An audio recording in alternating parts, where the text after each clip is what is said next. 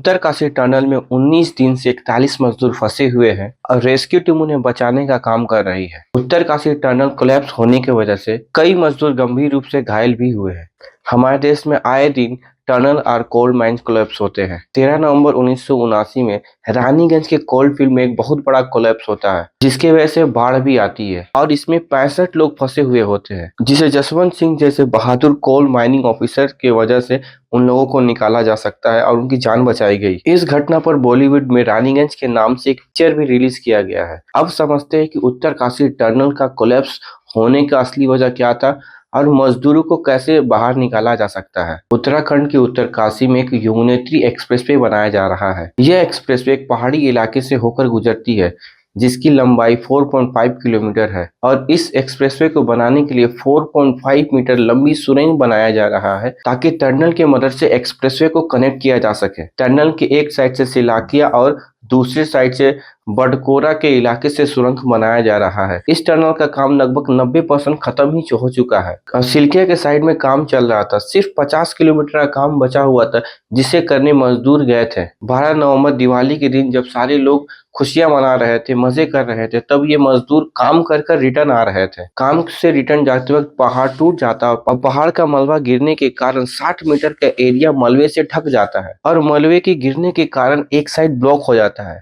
एक साइड पहाड़ और दूसरी साइड मलबे के गिरने की वजह से सारे 41 मजदूर बीच में फंस जाते हैं। अब हम लोग समझते हो कि 60 मीटर का मालवा को साफ कर दे या फिर उस मालवा को निकाल दे तो मजदूर को आसानी से बाहर निकाला जा सकता है, लेकिन जैसे उस मलबे को साफ करते ऊपर से पहाड़ का और मलबा गिरने लगता है, जिसकी वजह से ये एक बहुत ही रिस्की और डेंजरस काम है। इसको सिर्फ एक्सपर्ट के द्वारा किया जाता है, नहीं तो टनल में फंसे लोग की जान भी जा सकती है। टनल में फंसे हुए मजदूरों को निकालने के लिए रेस्क्यू टीम दिन रात काम कर रही है और प्लस मजदूरों को उम्मीद और आस जगाने के लिए चीफ मिनिस्टर और प्राइम मिनिस्टर उनसे बात कर रहे हैं, ताकि उनके अंदर कुछ सेल्फ कॉन्फिडेंस आए और वो टनल के अंदर सरवाइव कर सके। मजदूरों को बचाने के लिए रेस्क्यू टीम एक 6 मीटर लंबी पाइप से ऑक्सीजन, फूड और वाटर सप्लाई दे रहे हैं, ताकि वो मजदूर टनल के अंदर आसानी से सरवाइव कर पाए। और सरकार इनको बचाने के लिए यूएसए की आगर मशीन लाती है और आगर मशीन से 80 मीटर का एक माइक्रो टनल बनाकर मजदूरों को बचाने का काम शुरू होता है। लेकिन 75% माइक्रो टनल का काम होने के बाद एक नया ट्विस्ट आता है। आगर मशीन के सामने रॉड्स आ जाते हैं, जिसकी वजह से आगर मशीन का ब्लेड टूट जाता है और इस टूटे हुए ब्लेड को निकालने के लिए बहुत सारे ऑपरेटर्स का यूज किया जाता है, जिसकी मदद से आगर मशीन को ब्लेड को बाहर निकाला जा रहा है। अब आगर मशीन को निकालने के बाद अब 13 मीटर का काम बचा हुआ है और जो रेत माइनिंग के जरिए उसको निकाला जाएगा। रेत माइनिंग एक मैन्युअली प्रोसेस है जो एक्सपर्ट मजदूरों के द्वारा किया जाता है।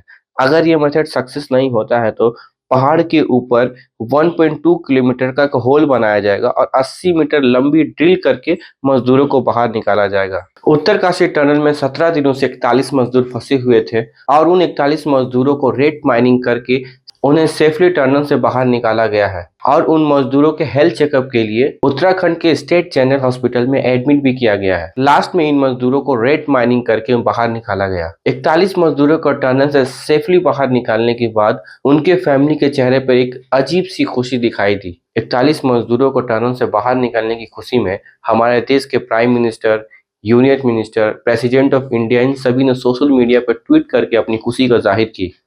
सबसे पहले तो मैं सभी आपके और आपके सभी साथियों को बधाई देता हूं। एक सुखरूप हम इतने संकट के बाद भी निकल पाए और मेरे लिए तो बहुत ही खुशी की बात है।